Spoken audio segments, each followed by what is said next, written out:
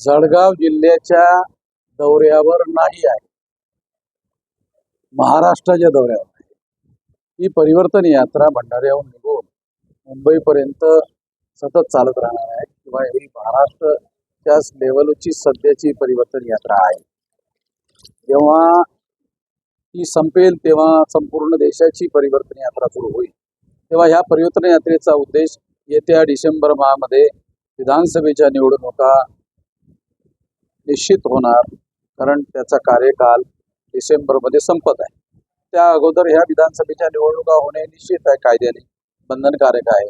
त्यासाठी हे राजकीय जनमत आणि राजकीय वातावरण तयार करण्याच्या दृष्टिकोनातून आम्ही सर्व शक्तीनिशी महाराष्ट्रामध्ये निवडणुका लढवणार. यासाठी हे जनमत आणि वातावरण तयार करण्यासाठी ही परिवर्तन यात्रा आहे. आपली संघटना जी पूर्ण देशभरात त्या देशभरात तालुक्यात वैशिष्ट्यताई उमेदवार आहेत.